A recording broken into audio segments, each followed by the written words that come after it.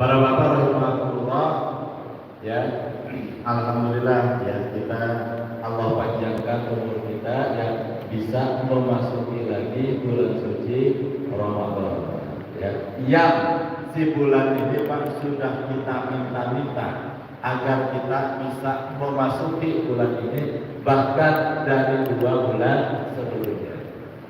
Ya, dari awal memasuki bulan Rajab kita sudah disuruh dan dianjurkan oleh Nabi untuk membaca doa Allahumma barik lana fi Rajab wa Sya'bana wa balikna Ramadan. Ya Allah, berkahi kami di bulan Rajab, berkahi kami di bulan Sya'ban, dan sampaikan kami kepada bulan suci Ramadannya 1 bulan, Pak. Tapi kita sudah disuruh berdoa agar bisa masuk ke bulan Ramadan ini bahkan dari 2 bulan seterusnya. Kenapa? Karena memang ini menunjukkan Pak, saking barokahnya, saking mulianya bulan suci Ramadan. Ya, bayangkan Pak, Ramadannya 1 bulan, tapi kita diminta berdoa itu adalah dari 2 bulan sebelumnya. Ya. Kenapa? Karena memang Ramadan ini Pak, ini adalah kesempatan kita untuk melebur semua dosa-dosa kita. Disebut juga Syahrul Maghfirah. Bulan Ramadan ini disebut juga sebagai Syahrul Maghfirah, yaitu bulan pengampunan. Para bapak rahimahullah, Ramadan itu berasal dari kata Ramadan. Ya, Ramadan itu berasal dari kata apa Pak? Ramadan. Ramadan itu artinya adalah panas. Ya, Ramadan itu artinya panas. Sebagai permisalan, Pak, misalnya besi yang ada di kipas angin ini, ya, kalau misalnya sudah tidak terpakai, kemudian kita buang, kita simpan di tempat sampah, kena angin, kena air, kena tanah, kira-kira apa yang terjadi sama besi itu Pak? Si besi itu lama-lama akan bawa karatan. Gimana caranya menghilangkan karat pada besi itu? Kenapa? Dicat ulang. Ada lagi Pak? Dicat ulang bisa gitu ya. Nah, kata Pak RT dibakar. Ya, betul Pak ya. Cara paling efektif untuk menghilangkan karat ya pada besi itu adalah dengan cara dibakar. Ya. Maksudnya gimana? Dikaitkan dengan Ramadan Pak. Ya. Sekarat-karatnya karat pada besi Pak, ketika dimasukkan ke dalam pembakaran yang panas, semua karat pada besi itu akan hilang. Pun demikian Pak, Ramadan yang berasal dari kata Ramadan yang artinya panas, insya Allah Pak, sekarat-karatnya hati kita Pak, sekarat-karatnya dosa kita, begitu masuk ke bulan Ramadan, insya Allah karat-karat dosa kita atau dosa-dosa kita yang sudah karatan itu insya Allah akan bersih. Kita mengakui Pak, yang namanya hati tidak selalu baik, betul nggak Pak? Di sini ada nggak yang kira-kira merasa hatinya selalu bersih? Nah, ada nggak Pak? Yang kira-kira hatinya merasa selalu husnuzon terus sama orang? Nah, setiap orang Pak pasti pernah ya dalam hatinya itu melakukan atau merasa atau muncul dalam pikirannya itu buruk sangka pada orang. Betul apa betul Pak? Siapa di sini yang nggak pernah buruk sangka sama orang Pak? Ya, semua orang pasti Pak ya buruk sangka kepada orang lain. Ya, walaupun sebetulnya Allah larang Pak ya. Ya ayyuhalladzina amanu ijtanibu katsiran minaz-dzanb inna ba'da dzanbi ismu wa la tajassasu wa la yaghtab ba'dukum ba'd ayyuhibbu ahadukum ay ya'kula lahma akhihi maitan fakarihtuh. Ya ayyuhalladzina amanu, wahai orang-orang yang beriman, wallahu a'lam bihaqiqatil murad, ijtanibu katsiran minaz-zann. Jauhilah oleh kalian sebahagian besar dari prasangka. Maksudnya di sini adalah prasangka buruk. Inna ba'daz-zanni ismun. Karena sebahagian besar dari prasangka itu adalah dosa. Ya. Dan seterusnya ila akhiril ayat, ya ila akhiril ayat. Ya karena yang sedang kita bahas adalah prasangka. Kadang kita sering berprasangka negatif sama orang. Wah, si fulan nih. Wah, si anu nih. Wah, si bapak ini. Nah, padahal itu dosa. Ya. Jika tidak betul-betul terbukti, dan kalau terbukti itu solusinya adalah apa Pak? Kalau misalnya kita dengar kabar nih, apa yang harus kita lakukan? Fa'idza akufa fasikum binabain fatabayyanu. Nah, kalaupun kita mendengar kabar-kabar buruk, Pak, maka yang harus kita lakukan adalah tabayyun, konfirmasi, klarifikasi. Karena sesuatu yang tidak dikonfirmasikan, sesuatu yang tidak dikomunikasikan itu pasti hanya akan berakhir kepada kemaksiatan. Ya. Misalnya begini Pak, kita mengomentari rumah seseorang. Oh, isi rumah itu begini, tapi kita mendengarnya baru dari katanya kolam kilat. Kata si ini begini, kata si itu begitu. Padahal kita sendiri belum pernah silaturahim ke rumah itu dan tidak pernah tahu isi rumah itu. Ya, baru sebatas kolam kilat katanya dan katanya. Nah, yang seperti ini patuan dalam Islam itu adalah tabayyun, melakukan klarifikasi, konfirmasi, silaturahim, benar nggak isi rumahnya kayak gitu. Ya, terkadang hati kita Pak tidak selamanya baik. Lisan kita Pak, siapa di sini jujur nih, yang kata-katanya selalu baik ada apa? Yang bicaranya selalu baik gitu. Nah, ya.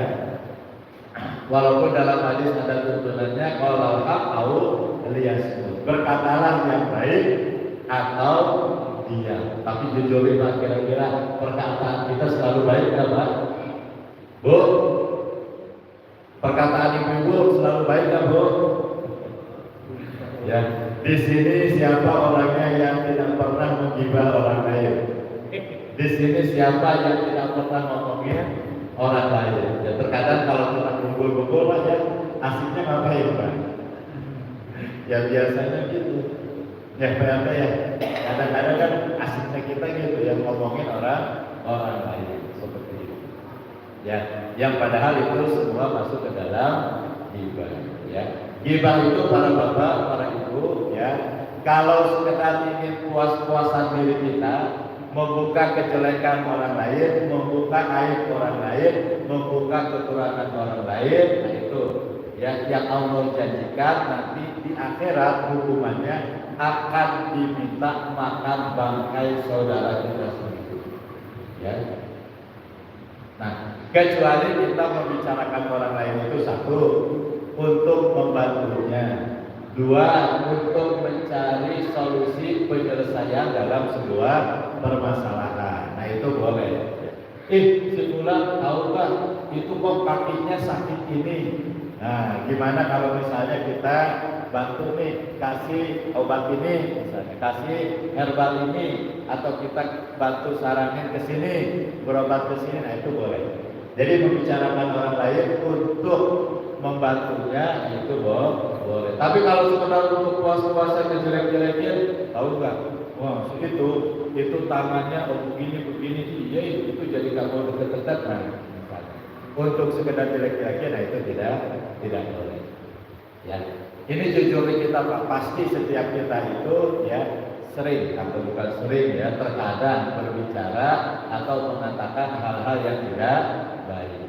Pun demikian para bapak, para ibu ya, yang namanya sikap kita, tingkah laku kita ya, terkadang nah itu bertentangan dengan agama. Ya terkadang ya itu melanggar ajaran agama. Nah para bapak, para ibu rahimahumullah, justru kesempatan Ramadan ini adalah momentum yang pas untuk apa? kita melebur dosa-dosa kita, ya, baik kepada Allah maupun kepada sesama. Karena balik lagi Pak, Ramadan itu adalah salah satu nama lainnya adalah Syahrul Maghfirah, yaitu bulan penuh pengampunan. Para bapak, para ibu rahimahumullah, kalau Ramadannya itu memang sudah pasti bulan penuh ampunan untuk Ramadannya kan. Tapi apakah kita termasuk yang akan memperoleh ampunan itu belum tentu, ya. Kalau Ramadannya sudah pasti Pak, bulan yang penuh ampunan. Tapi apakah kita termasuk orang yang memperoleh ampunan, itu belum tentu, ya. Kembali lagi kepada kita, kembali lagi kepada sikap kita, kembali lagi kepada ketaatan kita, kembali lagi kepada ibadah-ibadah yang kita lakukan. Misalnya begini Pak, bulan Ramadan, bulan penuh ampunan, tapi orang itu tidak puasa, kira-kira memperoleh ampunan apa enggak? Ampunannya ini, puasanya enggak. Dapat enggak kira-kira ampunannya Pak? Kenapa Pak? Ampunannya dapat. Nah, ya. Tidak puasa, kemudian tidak sholat, tidak beramal baik. Ustaz, Allah kan Maha Pengampun. Betul, Allah Maha Pengampun bagi orang yang melakukan ketaatan kepada Allah Subhanahu wa Ta'ala. Ya kalau orang puasa aja enggak, ya bagaimana akan diampuni? Nah, oleh karena itu para bapak, ya kesempatan Ramadan ini adalah momentum paling baik kita ya memperoleh ampunan dari Allah Subhanahu wa Ta'ala. Mumpung masih hari kedua, yang masih ada mungkin 28 atau 27 hari ke depan, ya tergantung jumlah Ramadannya nanti, ya. Allah Subhanahu wa Ta'ala berfirman, para bapak, para ibu rahimahullah, ya, dalam surah Al-Baqarah ayat 185, ya, fala syahida minkum asy-syahr falyasum. Maka barang siapa, ya, minkum di antara kalian, fala syahida, maka barang siapa yang masih menyaksikan di antara kalian bulan Ramadan ini, falyasum, maka wajib baginya untuk melaksanakan puasa. Artinya apa Pak? Bagi kita yang masih menyaksikan Ramadan, bagi kita yang masih hadir di bulan Ramadan, bagi kita yang Allah masih kepanjangan usia yang untuk bisa masuk ke dalam Ramadan, falyasum, maka wajib bagi kita untuk melaksanakan sahur di bulan Ramadan. Ya, yang tadi Pak, ya, yang bahkan Ramadan ini merupakan bulan yang sudah kita nanti-nanti, yang sudah kita tunggu-tunggu kehadirannya, bahkan sudah kita mintai doa agar kita bisa masuk dari 2 bulan sebelumnya. Kita nanti-nanti Pak, ya, ajar-ajar ditunggu-tunggu. Nah sekarang kita sudah ada, apakah kita akan melewatinya dengan begitu saja ataukah tidak? Rasulullah SAW mewanti-wanti kita Pak, ya, celaka orang yang umurnya sampai kepada Ramadan, tapi Ramadan berlalu, dosanya masih belum diampuni oleh Allah. Ya, celaka orang Pak, yang umurnya masih sampai kepada bulan Ramadan, tapi sampai Ramadan berlalu, dosa-dosanya masih belum diampuni oleh Allah. Artinya apa Pak? Artinya si orang itu berarti betul-betul tidak bisa memanfaatkan Ramadan. Ya, artinya si orang itu menyia-nyiakan Ramadan. Ya, sayang 1000 kali sayang. Nah, para bapak rahimahullah, alhamdulillah ya, kita hadir sudah H+2. Pak, puasa itu atau bulan Ramadan itu, ya, ibadah itu secara umum oleh Allah diibaratkan seperti lomba. Fastabiqul khair, berlomba-lombalah dalam kebaikan. Ini kita sudah masuk Pak di dalam perlombaan Pak. Sekarang sudah hangus tua nih, ya dalam perlombaan sudah dua perlombaan. Pak, ketika kita mengikuti perlombaan, apa yang harus kita ketahui terlebih dahulu, Pak? Anggaplah lomba lari. Nah, Bapak ikut lomba lari. Pada saat ikut lomba lari, Pak, apa yang harus diketahui terlebih dahulu? Apa, Pak? Apa? Hadiah. Oh, hadiahnya apa? Oke, selain hadiah, kalau Bapak ikut lomba lari, apa yang harus diketahui lagi? Apalagi Pak? Pada saat Bapak ikut lomba lari, yang harus diketahui apa, Pak? Kenapa? Start. Nah, apalagi? Finish. Itu yang harus diketahui. Coba Bapak bayangkan, Bapak ikut lomba lari, tapi nggak tahu garis finishnya. Nah, mau sampai kapan itu lari gitu ya? Dan tujuan larinya kemana? Seperti itu. Artinya apa, Pak? Namanya lomba itu harus terarah, harus terukur. Maksudnya gimana? Ikut lomba lari itu jangan sampai kita sekedar asal lari. Lagi ikut apa? Lomba apa? Lomba lari. Finishnya di mana? Enggak tahu lah, terus ikut lomba lari. Asal lari saja. Ya. Nah, tapi perlombaan itu, ibadah itu Allah gambarkan sebagai perlombaan. Nah, perlombaan itu harus jelas garis finishnya, termasuk kita, Pak. Hari ini kita memasuki bulan Ramadan, kita berpuasa dan lain-lain, itu harus jelas garis finishnya apa di mana. Jangan sampai puasa sekedar puasa saja. Yang tadi, Pak, jangan sampai ikut lomba lari kemudian lari sekedar lari saja. Tapi harus jelas, Pak. Mumpung baru di awal-awal, ya. Finishnya Ramadan apa, Pak? Kembali kepada fitrah, ya, kembali kepada fitrah, ya. Terlahir seperti terlahir dari seorang ibu yang tidak membawa dosa, ya. Dalam surah Al-Baqarah ayat 183, Pak, di situ gamblang Allah menjelaskan, ya, terutama terkait dengan garis finish dari Ramadan. Ya ayyuhalladzina amanu kutiba alaikumus syiyamu kama kutiba alal ladzina min qablikum la'allakum wallahu a'lam bihaqiqatil murad. Ya ayyuhalladzina amanu, wahai orang-orang yang beriman, wahai orang-orang yang mengaku beriman, wahai orang-orang yang dalam dirinya ada iman. Nah, ini memang yang diajak orang beriman, dan yang diseru itu adalah orang beriman. Kenapa? Karena ternyata, Pak,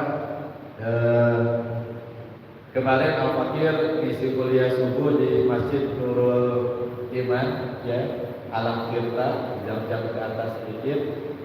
Begitu pulang, Pak, nah di salah satu jalan itu sebelah kiri, padahal hari pertama puasa, Pak, orang, Pak, terang-terangan duduk di meja gitu ya, sambil minum apa yang terlihat itu kayak es teh manis sambil merokok dan lain-lain. Bayangkan, Pak, ya, kalau dibilang masih sahur, masa sahur setengah tujuan gitu ya.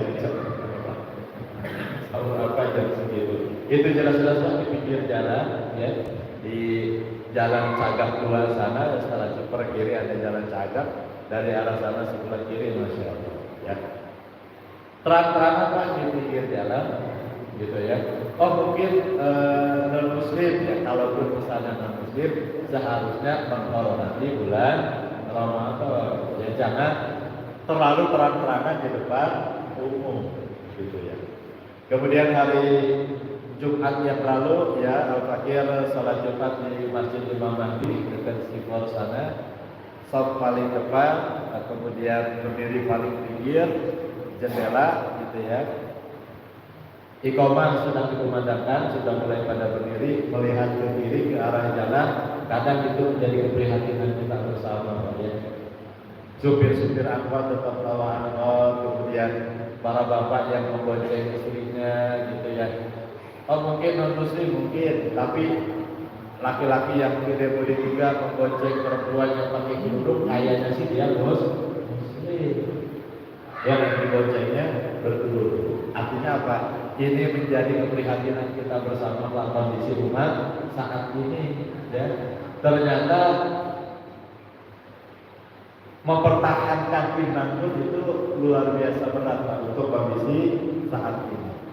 Ya, kenapa? Jelas-jelas itu waktu sholat Jumat, tapi mereka tetap beraktivitas. Artinya secara terang-terangan di depan umum dia tidak melaksanakan sholat Jumat. Ya. Kenapa? Ya tadi Pak, ya ayyuhalladzina amanu, yang disuruh untuk melaksanakan perintah-perintah Allah memang modal awalnya atau fondasi awalnya adalah iman. Ya. Nah ini sesuatu yang berharga tapi menjadi keprihatinan kita bersama ketika melihat kondisi saat ini. Ya ayyuhalladzina amanu. Kutiba itu asal kata dari kataba. Kataba itu artinya telah dituliskan. Bimakna furido. Furido itu artinya telah diwajibkan. Jadi kutiba itu artinya adalah telah diwajibkan. Alaikum atas kalian asyam untuk melaksanakan saum. Ya.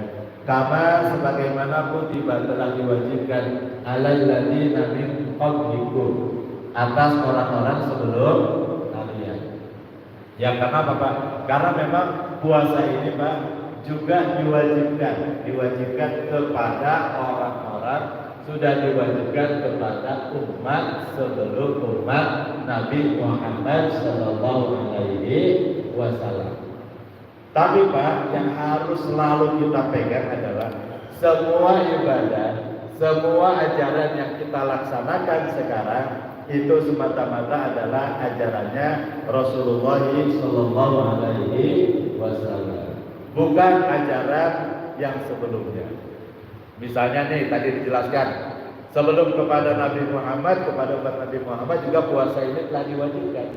Tapi kaifiat puasanya seperti apa, tidak pernah ada informasi, kita tidak tahu dan tidak perlu mencari tahu. Yang pasti kita melaksanakan puasa itu adalah puasanya, ajaran puasanya Nabi Muhammad Sallallahu Alaihi Wasallam.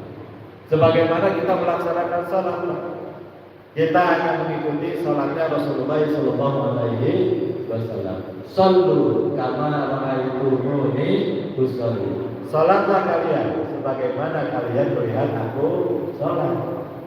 Karena perintah sholat pun pernah diturunkan kepada umat-umat sebelum umat Nabi Muhammad. Khudh anni manasikakum. Ambillah dariku manasik haji kalian. Kita melaksanakan ibadah haji, Pak, ini pun semata-mata melaksanakan ibadah haji ajarannya Rasulullah Sallallahu Alaihi Wasallam. Karena sebelum kepada Rasul pun, Pak, ibadah haji ini sudah dilaksanakan oleh umat-umat sebelum umat Rasul. Ibadah haji mereka seperti apa, Pak? Nah, yang terlihat ketika di zaman Nabi, ya, Nabi masih ada, tapi waktu itu belum berpuasa di Mekah, ya masih sembunyi-sembunyi dan sebagainya. Mereka itu kalau melaksanakan ibadah haji bertelanjang, Pak. Bukan hanya telanjang dada, memang telanjang seluruh tubuh. Nah seperti itu tawafnya mereka itu. Dan yang disembah itu bukan Allah tapi berhala ada Pak ibadah haji sebelum. Nah maka Rasul menegaskan, ya khudh anni manasikakum. Ambillah dariku manasik haji kalian. Jadi sholatnya kita, puasanya kita, Pak, hajinya kita semata-mata melaksanakan ajarannya Rasulullah Sallallahu Alaihi Wasallam. Izin bertanya, Pak, syariat kurban pertama kali diturunkan kepada siapa, Pak? Syariat kurban, ajaran kurban turunkan ke siapa, Pak? Nabi Ibrahim. Ada lagi yang sebelumnya, Pak? Syariat kurban sebelum ke Nabi Ibrahim pernah ada? Kepada Nabi Adam, yaitu Habil dan ya. Ada yang mempersembahkan hewan ternak terbaik, ada yang mempersembahkan hasil pertanian dan perkebunan yang busuk-busuk. Artinya syariat kurban itu pernah diturunkan juga di zaman Nabi Adam. Kemudian yang fenomenal di zaman Nabi Ibrahim. Nah, kita melaksanakan syariat kurban itu, Pak, melaksanakan syariat kurbannya Rasulullah Shallallahu Alaihi Wasallam. Kenapa? Karena kata Nabi yang beliau menegaskan, asyar'u ma qablana laisa sar'al lana. Syariat sebelumku laisa sar'al lana, bukanlah syariatku. Bapak bayangkan, Pak, kalau Bapak melaksanakan ibadah kurban mengikuti ajarannya atau syariatnya kurban Nabi Ibrahim, apa yang terjadi, Pak? Pak Haji, apa yang terjadi? Ya, yang disembelih siapa, Pak? Anak laki-laki. Maka bisa dipastikan Bapak nggak ada, Pak. Ya, karena sebelum besar, ya Bapak sudah dikurbankan. Karenanya, Pak, kita mengikuti ibadah kurban, itu ibadah kurbannya Rasulullah Shallallahu Alaihi Wasallam. Pun ibadah kita, Pak, kita mengikuti ibadah kitanya Rasulullah Shallallahu Alaihi Wasallam. Walaupun orang yang pertama kali difitan, Nabi yang pertama kali difitan itu adalah Nabi Ibrahim alaihi salam. Hanya, Pak, Nabi Ibrahim itu difitan di usia 83 tahun, Pak. Coba Bapak bayangkan. Pak Haji Yunus berapa umurnya, Pak? 67. Belum waktunya difitan, Pak. Belum. Dan Pak, difitannya pakai apa? Bedok. Bedog itu hanya ada di kita, Pak. Di sana nggak ada bedog, Pak. Nah, Nabi Ibrahim, Pak, dulu diceritanya pakai kampang, Pak. Pakai kampang. Pak, Nabi Ibrahim itu termasuk orang yang tingginya masih sama dengan awal permulaan penciptaan manusia, yaitu sama dengan tingginya Nabi Adam, yaitu tingginya 60 hasta. Satu hastanya itu satu lengannya orang Arab kurang lebih itu 45 cm. Jadi 60 hasta berapa?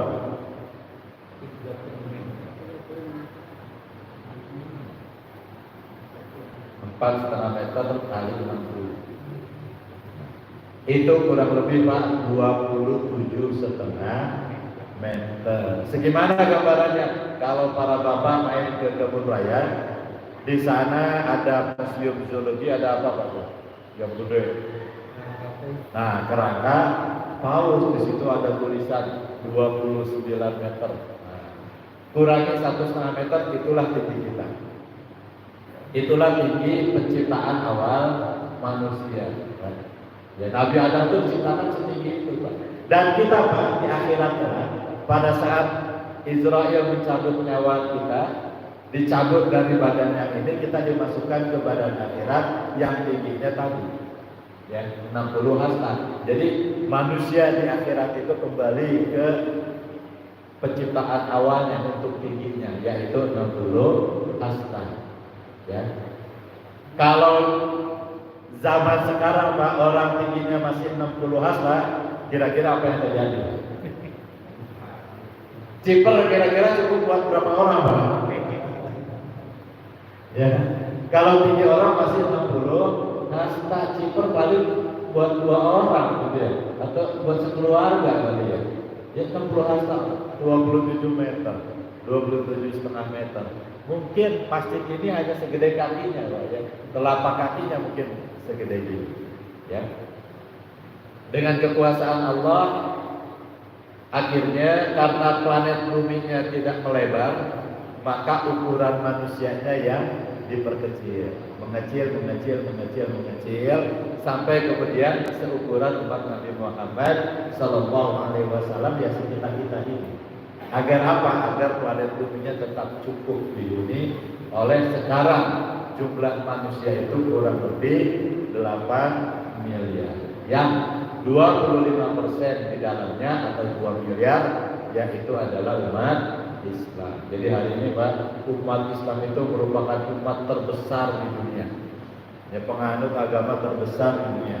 itu adalah Islam. Ya. Ustaz, kan itu ada 60% sisanya. Apa ada 6 miliar sisanya? Ya, yang 6 miliar itu beragam campuran.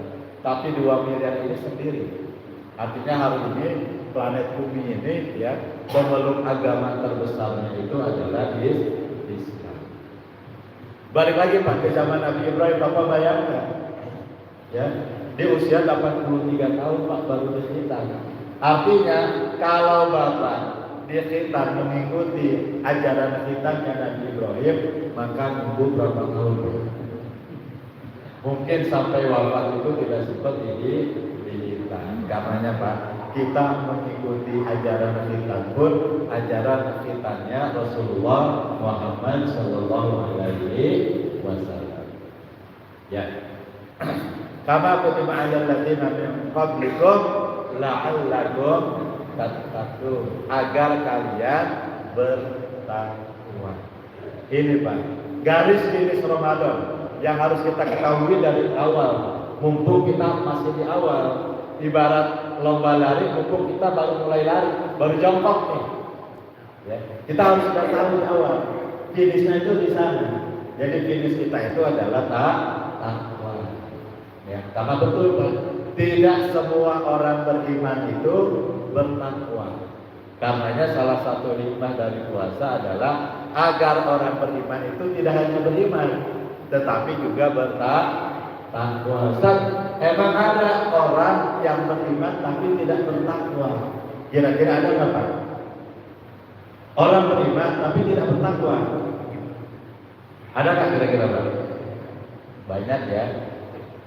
Ya hari ini aja kita bisa lihat, yang bisa kita lihat secara zahir ya, orang yang beriman ya, mengaku beriman kepada Allah, percaya sama Allah, tapi dia tidak mau puasa. Nah itu aja sudah menunjukkan iman tapi tidak takwa. Hari ini banyak orang yang iman kepada Allah, percaya sama Allah, tapi tidak mau sholat. Atau sholatnya bentar, zuhur sholat, asar enggak, maghrib sholat, isya enggak, subuh sholat, zuhur enggak, ya seperti itu. Nah itu berarti beriman tapi tidak bertakwa. Itu dari sisi takwa, melaksanakan perintah Allah. Nah para alim ulama mendefinisikan takwa itu melaksanakan perintah Allah dan menjauhi larangan Allah. Ada juga yang tidak bertakwa dengan melanggar larangan Allah. Wah ini bisa kita lihat Pak, kalau Bapak main ke dalam tanda kutip pesantren yang ada di Palembang. Ya yang pesantrennya itu di atasnya ada apa? Temboknya tinggi, di atasnya ada apa? Kawat berduri. Nah, coba Bapak jenguk santri-santri di sana, tanya, iman gak sama Allah? Iman. Tapi misalnya mencuri, merampok, membunuh, memerkosa, menipu, korupsi dan lain-lain. Nah itu menunjukkan beriman tapi tidak bertakwa. Nah karenanya Pak, takwa itu adalah goal dari puasa. Takwa itu sederhananya adalah taat kepada Allah, melaksanakan perintah-perintah Allah, menjauhi larangan-larangan Allah. Itu berarti taat kepada Allah. Ya. Melaksanakan perintah Allah, menjauhi larangan Allah. Nah, kumpulan perintah Allah dan kumpulan larangan Allah, inilah yang disebut dengan ajaran Allah atau syariat Islam. Inilah yang disebut dengan syariat Allah atau syariat Rasulullah Sallallahu Alaihi Wasallam.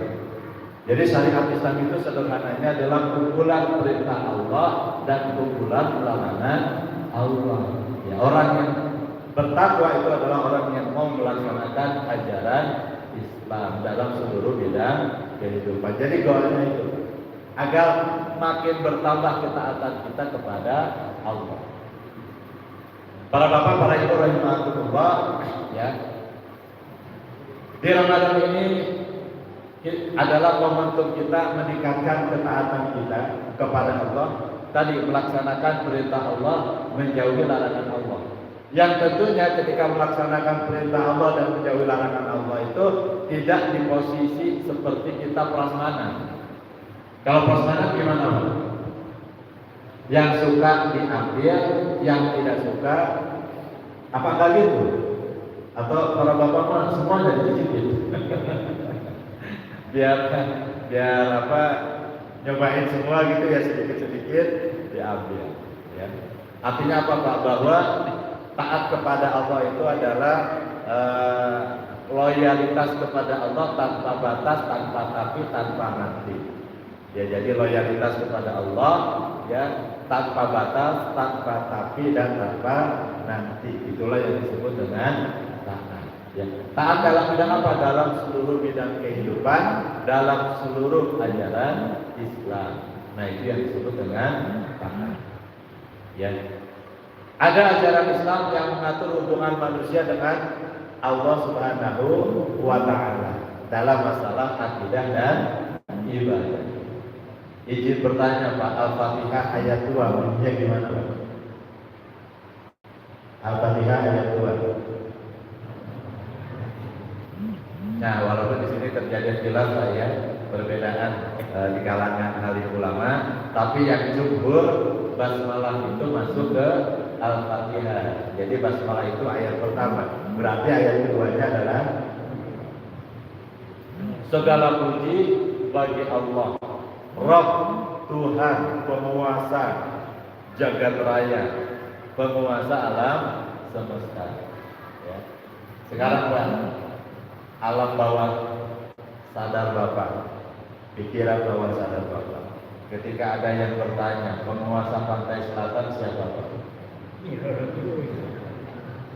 Jujur nih Pak, kalau ada yang nanya, baik di masjid ini atau di luar masjid sana, ketika ditanya penguasa pantai selatan siapa? Nah, ya, jawabannya apa? Nyi Roro Kidul. Apakah begini tafsir ayatnya? Alhamdulillahirabbil alamin wallahu a'lam bihaqiqati murad. Allah adalah penguasa semesta alam kecuali pantai selatan. Kenapa? Karena pantai selatan penguasanya adalah Nyi Roro Kidul. Hati-hati Pak ya.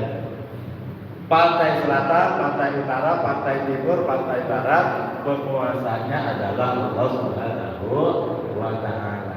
Ya, ini masalah akidah Pak. Ya, keimanan harus diberesin, harus dibersihin. Yang Nyi Roro Kidul itu seadanya pun itu hanyalah sebangsa jin. Dan apalagi secara politis, dan ternyata Nyi Roro Kidul ini dalam tanda kutip dimunculkan oleh Belanda agar umat Islam di Nusantara meminta bantuan ke luar negeri. Jadi cut, dipotong jalurnya. Kenapa? Karena di seberang sana itu ada kekhalifahan Turki Utsmani. Ya, agar untuk memutus dimunculkanlah itu. Jadi agar umat Islam di Nusantara pada saat itu gak berani nyebrang ke sana karena dianggap akan melewati ya istana Nyi Roro Kidul yang ada di bawah, dan itu dianggap tidak sopan. Nah, yang ada malah mereka kemudian laut dan lain-lain. Nah, ini hati-hati aja. Akidah kita harus diluruskan ya, bahwa penguasa alam semesta ini adalah Allah Subhanahu wa Ta'ala. Ya, dalam semua bidang Pak ya, terkait dengan akidah keyakinan itu harus diluruskan. Ya. Masalah ibadah tadi juga sudah dibahas. Ya. Mau Ramadan ini momentum kita meningkatkan ketaatan kita ya, termasuk dalam masalah ibadah ya, terutama malah ya dalam masalah ibadah ya. Sholat kita baik kuantitas maupun kualitasnya, baca Quran kita ya, interaksinya ya harus lebih sering berinteraksi dengan Al-Quran, baca Al-Quran lebih jauh, tadabburi isinya, baca terjemahannya, baca tafsirnya ya, dan lebih jauh lagi adalah laksanakan ajaran-ajaran yang ada di dalam Al-Quran. Karena Al-Quran itu bukan hanya bacaan, walaupun sudah pasti membacanya saja berpahala, tapi Al-Quran bukan hanya bacaan. Dari kalau kita sudah fihi, sudah ada yang berarti Al-Quran itu tidak ada keraguan di dalamnya, petunjuk hidup bagi orang-orang bertakwa. Syahrul Ramadan alladzi unzila fihi al-Qur'an hudan lin-nasi wa bayyinatin minal huda wal furqan. Bulan Ramadan adalah bulan yang di dalamnya diturunkan Al-Qur'an, hudal linnas, merupakan petunjuk bagi manusia. Berbanyak laki-laki kita. Dan sebagai orang Islam tentu Pak ya, kita harus hidup menggunakan ajaran-ajaran dari Al-Quran. Kita harus ridho hidup kita diatur oleh Al-Quran. Orang Islam apa namanya? Kalau kita ridho hidupnya diatur dengan Al-Quran. Jangan menyebut Al-Quran sebagai kitab suci kita kalau kita tidak mau hidup kita diatur dengan aturan-aturan yang ada di dalam Al-Quran. Diatur ya. Interaksi kita, zikir kita, wirid kita, ya, itu harus ditingkatkan. Masalah akidah dan juga. Pun Pak, dalam masalah yang mengatur hubungan manusia dengan diri, dalam masalah makanan minuman, dalam masalah adab atau akhlak, dalam masalah pakaian. Ingat, dalam Islam itu tidak ada dikotomi dunia dengan akhirat. Tidak ada dikotomi dunia dengan akhirat. Semua yang dilakukan di dunia itu akan berkorelasi dengan akhirat. Semua yang kita ucapkan, lakukan dari mulai bangun tidur sampai kita tidur kembali itu ada korelasinya dengan akhirat. Artinya apa? Al-aslu bil af'al at-taqayyud akami syar'i. Hukum asal setiap perbuatan adalah ketika dengan syarat atau syariat Islam. Ya. Yang artinya apa? Yang artinya semua yang kita lakukan Pak, itu ada hukumnya, ada konsekuensinya, dan ada korelasinya dengan akhirat. Jadi kalau dalam Islam itu tidak ada dikotomi dunia dengan akhirat. Semua yang dilakukan di dunia itu akan berkorelasi dengan kehidupan negeri akhirat. Artinya apa? Ibadah pun bukan hanya semata-mata ibadah mahdoh, tapi semua yang kita lakukan dalam seluruh sisi kehidupan kita, asalkan itu amal sholih, ya, itu pun merupakan ibadah. Amal sholih itu cirinya adalah pertama, niatnya ikhlas karena Allah, kedua kaifiat atau tata caranya sesuai dengan syariat Allah atau syariat Islam. Para bapak bekerja itu juga ibadah. Ibu-ibu dari mulai masak, cuci, ngepel, nyetrika dan lain-lain itu juga ibadah. Syaratnya dua, ikhlas dan shawab. Ikhlas itu karena Allah, semata-mata shawab itu kaifiat atau tata caranya sesuai dengan syariat Islam. Jadi dalam seluruh bidang kehidupan. Nah, termasuk para bapak, para ibu yang mempunyai Ramadan yang tingkatkan ketakwaan kita, ketaatan kita kepada Allah, yang termasuk tadi yang mengatur hubungan manusia dengan diri sendiri adalah makanan minuman. Pilih makanan minuman hanya yang halal. Setelah yang halal usahakan yang thayyib, yang sehat. Yakin di buka puasa, jangan balas dendam gitu ya. Nah kemudian dari sisi pakaian, ya, para bapak, para ibu, berpakaian menutup aurat itu adalah perintah Allah. Berpakaian menutup aurat itu adalah ibadah. Jadi ketika misalnya para bapak, para ibu keluar rumah menutup aurat, itu sedang beribadah kepada Allah. Karena Allah memerintahkan untuk menutup aurat. Artinya apa? Jangan dikira orang atau perempuan, ibu-ibu yang keluar rumah pakai kerudung, pakai jilbab, itu hanya sekedar milih mode pakaian. Ya. Jadi seorang muslimah ketika keluar rumah dia pakai kerudung, pakai jilbab, selama dia pakai kerudung, pakai jilbab, dia terus dalam rangka ibadah kepada Allah. Keluar rumah menutup aurat, berkerudung, berjilbab, ya, berjam-jam dia di luar, itu berjam-jam dia taat kepada Allah, berjam-jam dia beribadah kepada Allah. Karena dalam Islam pakaian itu bukan mode, bukan pilihan, bukan fashion, tapi perintah Allah. Artinya apa? Para bapak yang harus mengkondisikan istri-istri bapak, anak-anak perempuan bapak keluar rumah itu dia agar dalam rangka terus-terusan ibadah kepada Allah. Dengan cara apa? Mentaati perintah Allah untuk menutup aurat. Selama keluar berjam-jam itu ibadah terus, pahala ngalir terus, jangan dikira enggak. Tapi mafhum mukhalafatnya Pak, pemahaman kebalikannya, kalau para bapak mengizinkan istri bapak, anak-anak perempuan bapak keluar rumah tidak menutup aurat, dari mulai dia keluar rumah Pak itu dia terus bermaksiat kepada Allah Subhanahu wa Ta'ala selama itu berjam-jam di luar ya berjam-jam itu. Kenapa? Karena tidak taat kepada Allah.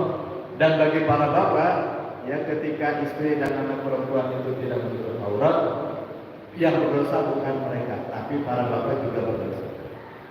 Karena bagi seorang laki-laki, anfusakum wa ahlikum, nah jaga diri kalian dan keluarga kalian dari api neraka. Apa yang dilakukan oleh istri dan anak, bapak juga akan dihisab. Jadi akhirat ini yang dihisab bukan hanya diri sendiri kalau seorang suami, seorang kepala rumah tangga, tapi istri dan anak-anaknya juga dihisab. Nah, Ramadan ini kesempatan Pak meningkatkan berbagai ketaatan kita dalam seluruh aspek kehidupan. Dalam yang mengatur hubungan diri kita dengan Allah, akidah ibadah, akidah bersikap ibadah ditingkatkan, baik kuantitas maupun kualitasnya. Hubungan dengan diri sendiri, makanan minuman pilih yang halal, upayakan yang thayyib. Masalah adab, akhlak yang diperbaiki, masalah pakaian dijaga Pak. Pun ajaran Islam yang mengatur hubungan ya dengan sesama, rumah tangga, berdagang, berekonomi, ya berpendidikan, dalam seluruh bidang kita, bidang kehidupan kita tingkatkan ketaatan kepada Allah dengan jalan melaksanakan ajaran-ajaran Islam dalam seluruh bidang kehidupan.